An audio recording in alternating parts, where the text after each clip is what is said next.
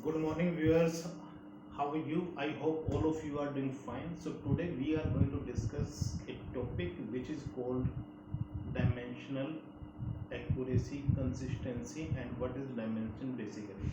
So in physics, we have seven fundamental quantities,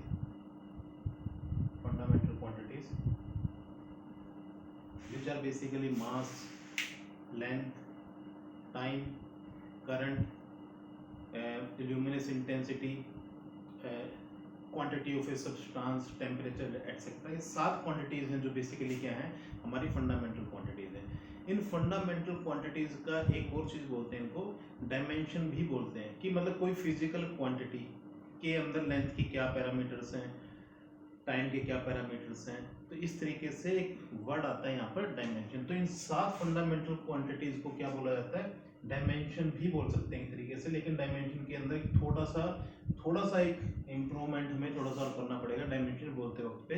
लेकिन हाल फिलहाल की बात करते हैं तो इन 7 फंडामेंटल क्वांटिटीज को हम एक तरीके से रिप्रेजेंट करते हैं। जैसे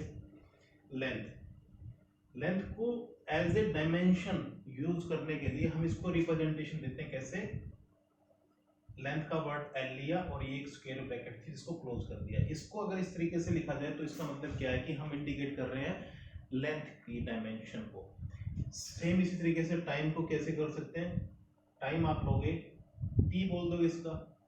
ये सेम इसी तरीके से आप मास की डायमेंशन से उसको कैसे रिप्रेजेंट कर सकते हो, एम से। करंट की बात करते हैं, इसको रिप्रेजेंट कर देंगे किससे, आपका करंट को एम्पियर से। और इसके अलावा और अभी हाल फिलहाल बेसिकली तो हम लोग इसी के बारे में बात कर सकते हैं। जैसे टेम्परेचर है, टेम्परेचर को किससे कर देंगे, केल्विन से के। तो इस तरीके से जो जो इनकी यूनिट्स आपने ली, तो ल्यूमिनस इंटेंसिटी है उसको कैसे करेंगे, ल्यूमिनस इंटेंसिटी। इसको कभी बाद में जरूरत पड़ने वाली है, लेकिन इसको भी रिप्रेजेंट किससे कर देंगे, सी डी कैंडेला से, जिसकी यूनिट है बेसिकली अमाउंट ऑफ सब्सटेंस है, उसको कैसे, मोल से। तो ये आपकी डायमेंशन लिखने का तरीका है। 1 2 3 4 5 6 7, तो 7 के 7 डायमेंशन आपने लिख दिए। तो इनको रिप्रेजेंट कर सकते हैं इस तरीके से, ठीक है। अब मान लेते हैं कि कोई फिजिकल क्वांटिटी है जो ड्राइव्ड है, ये फंडामेंटल फिजिकल क्वांटिटीज है बेसिकली, और इसके बेसिस पे हम क्या कर सकते हैं, ड्राइव कर सकते हैं किसी भी अदर फिजिकल क्वांटिटी को। तो उसके अंदर जैसे मान लेते हैं स्पीड ले लेते हैं। स्पीड की यूनिट क्या रहती है, लेंथ ओवर टाइम। तो यानी कि इसकी डायमेंशन कितनी होगी, एल टी इनवर्स। अब आपसे पूछा जाए कि डायमेंशन पूछे कि आपकी बताइए कि इसमें बेसिकली क्या है कि लेंथ की डायमेंशन कितनी है, तो लेंथ की पावर कितनी है आपको ये देखनी है। तो जो एक्सपोनेंट या पावर जो होती है, किसी भी एक्सपोनेंट और पावर, जो किसी भी फंडामेंटल क्वांटिटी की एक्सपोनेंट होगा, पावर होगी, वो क्या कहलाएगी, आपकी डायमेंशन। तो आपसे पूछे कि स्पीड के अंदर, कैसे क्वेश्चन पूछा जाएगा कि स्पीड के अंदर लेंथ की डायमेंशन कितनी है, लेंथ की डायमेंशंस कितनी है। तो इसके बारे में बात करते हैं, सिंपल सी क्वेश्चन है। तो आप लेंथ की पावर कितनी है, 1। तो आप कहोगे लेंथ की डायमेंशन कितनी है, 1, डायमेंशन ऑफ लेंथ ये कितनी है, 1 है। आपसे पूछे टाइम की डायमेंशन क्या है, डायमेंशन ऑफ टाइम, तो आप क्या बोल दोगे, -1, ठीक है।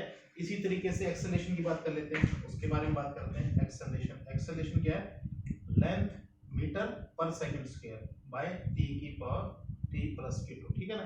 तो इसको जब हम इस तरीके से देखेंगे तो डायमेंशन पूछते हैं, तो आप इसको पोज करके आंसर कोड कर सकते हैं। आंसर क्या रहेगा, डायमेंशन ऑफ लेंथ क्या है इसकी, 1, और डायमेंशन ऑफ टाइम कितनी है इसकी,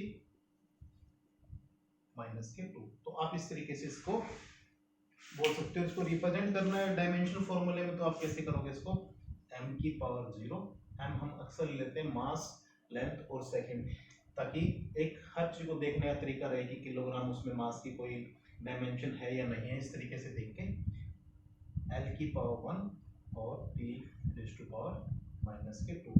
तो डायमेंशन फॉर्मूला एक्सेलरेशन का क्या आ गया, ये आ गया। तो इस तरीके से हमें रिप्रेजेंट करना है। तो डायमेंशन क्या रहेगी, किसी भी पर्टिकुलर क्वांटिटी का फिजिकल क्वांटिटी की पावर या एक्सपोनेंट जो रहेगा वो उस डिराइव यूनिट के अंदर या डिराइव क्वांटिटी के अंदर उसकी डायमेंशंस रहेंगी। समझ रहे हो? तो आपको पावर बेसिकली पूछ रहा होता है, जब डायमेंशन पूछता है कहेगा कि लेंथ की डायमेंशन बताओ, तो आपको देखनी है कि लेंथ की पावर कितनी है उसके अंदर।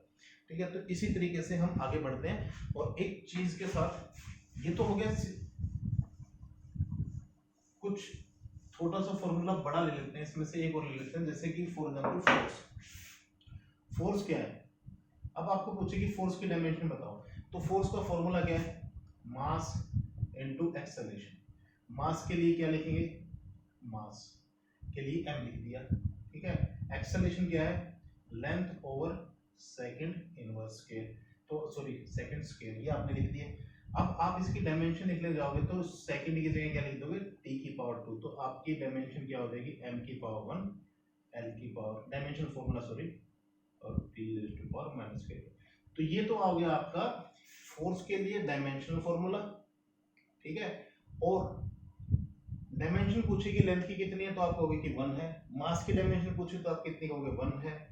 और टाइम की पूछे डायमेंशन कितनी है तो आप कहोगे माइनस के 2, इसमें टाइम की डायमेंशन है। तो डायमेंशन फॉर्मूला आपका ये है टोटल, और डायमेंशन पूछे तो पर्टिकुलरली आपको इसी तरीके से अलग अलग बतानी है।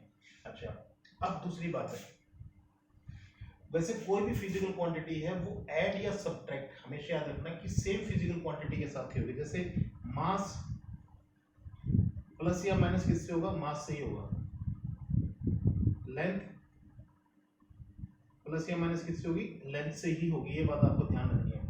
और लेंथ प्लस या माइनस टाइम या मास, ये गलत है बिल्कुल। ठीक है ना, ये पॉसिबल नहीं है। तो इसी तरीके से डायमेंशन भी सेम डायमेंशन ऐड होंगी या फिर सेम डायमेंशन क्या नाम है सब्ट्रैक्ट होंगी। अलग अलग डायमेंशन अलग अलग फिजिकल क्वांटिटी की ऐड या सब्ट्रैक्ट नहीं हो सकती हैं। दूसरा बात आपको क्या रखनी, पहली ये आप नोट कर लीजिए, इस चीज को आपको रखना है कि सेम मतलब सेम फिजिकल क्वांटिटी इसके साथ ही प्लस या माइनस हो सकती है, लेकिन मल्टीप्लाई हो सकती है दूसरी के साथ। जैसे कि फॉर एग्जांपल हमने वर्क डन, वैसे तो यहाँ भी था लेकिन वर्क डन की हमारे पास क्या है? फोर्स एक फिजिकल क्वांटिटी है इनटू जिसकी डायमेंशन कुछ और है, इनटू आ गया आपका डिस्प्लेसमेंट या डिस्टेंस, अभी बात करें डिस्प्लेसमेंट। फोर्स डॉट डिस्प्लेसमेंट आपका ये फॉर्मूला है जो हमने 10th में भी थोड़ा बहुत सीखा या 9th में। तो फोर्स की और डिस्प्लेसमेंट की डायमेंशन अलग अलग है, लेकिन मल्टीप्लाई करके हम एक नई डायमेंशन मिल सकती है हमें, उसमें कोई इशू नहीं है। लेकिन प्लस या माइनस करते वक्त आपको ध्यान रखना है कि फोर्स में ही ऐड होगा और फोर्स में से फोर्स ही सब्ट्रैक्ट होगा, फोर्स में से डिस्प्लेसमेंट सब्ट्रैक्ट नहीं हो सकता, या डिस्प्लेसमेंट में से डिस्प्लेसमेंट ही सब्ट्रैक्ट या ऐड होगा। ये बात आपको ध्यान रखनी है। तो पहला पॉइंट मेरे ख्याल से मैंने क्लियर कर दिया। दूसरी बात, आपके पास कोई फॉर्मूला है, जैसे for example energy is equal to, ये किसका समय किसी पर्टिकुलर बात करते हैं हाफ एम स्क्वायर, ये किसी पार्टिकल की काइनेटिक एनर्जी किसी पर्टिकुलर टाइम पे, और ये आपकी क्या है उसी पार्टिकल की पोटेंशियल एनर्जी किसी पर्टिकुलर टाइम। तो आपकी एनर्जी जो है इस पार्टिकल की एक पर्टिकुलर टाइम पे काइनेटिक एनर्जी प्लस उस वक्त पे उसकी पोटेंशियल एनर्जी कितनी है, इसका सम है। ठीक है, तो इस तरफ आपकी तरफ कौन सी फिजिकल क्वांटिटी? एनर्जी। तो इसको मान लेते हैं पहली फर्स्ट टर्म। इस तरफ क्या है? पहली क्वांटिटी काइनेटिक एनर्जी, इसको मान लेते हैं सेकंड टर्म, और इस तरफ क्या है? थर्ड क्वांटिटी, इसको मान लेते हैं पोटेंशियल एनर्जी को थर्ड टर्म हो जाता है। ठीक है, अब यहाँ पर डायमेंशनल फॉर्मूला आपकी हेल्प कैसे करता है? डायमेंशनल फॉर्मूला क्या कहता है कि जो इसकी यूनिट या डायमेंशन निकल करके आएगी एनर्जी की, वही एनर्जी की जो डायमेंशन निकल आएंगी वो सेकंड की भी सेम आनी चाहिए जो इसकी है, और थर्ड की भी वही सेम आनी चाहिए। समझ रहे हैं मेरी बात आप? इसकी आप अलग से निकालोगे डायमेंशन, इसकी डायमेंशन अलग से कैलकुलेट करोगे और इसकी डायमेंशन अलग से कैलकुलेट करोगे, तो तीनों की डायमेंशन, तीनों टर्म्स की डायमेंशन सेम आनी चाहिए। और ये तीन टर्म किसमें बनाई? प्लस लगने की वजह से ये दो टर्म बन गई है। मल्टीप्लिकेशन या डिवीजन होता तो ये मिलकर के एक टर्म बनाती है, लेकिन प्लस या माइनस लगने की वजह से क्या बन गई? ये अलग अलग टर्म बन गई है। ठीक है, ये बात यहाँ पर हमें समझ करके रखनी है। तो अब हम बात करते हैं इसकी डायमेंशन निकालने के लिए हमें 1/2 कांस्टेंट है, इसकी कोई डायमेंशन नहीं है, वैसे मैं बता चुका हूँ फंडामेंटल क्वांटिटीज की ही डायमेंशन है और उसी में हम एक्सप्रेस करते हैं बाकी किसी भी डिराइव्ड यूनिट को। तो आपको यहाँ पर रखना है मास की m कैपिटल, वेलोसिटी, वेलोसिटी क्या लेंथ ओवर टाइम होता है और उसका स्केयर किया हुआ है, तो लेंथ का स्केयर हो जाएगा इनटू t बटा में था तो मैं इसको ऊपर ले आया तो इसकी पावर भी स्केयर होनी थी, तो -1 से इसकी पावर अब कितनी होगी -2, तो इसकी डायमेंशन ये आ गई है, प्लस मास की m, g क्या है acceleration due to gravity, acceleration due to gravity क्या होता है L/T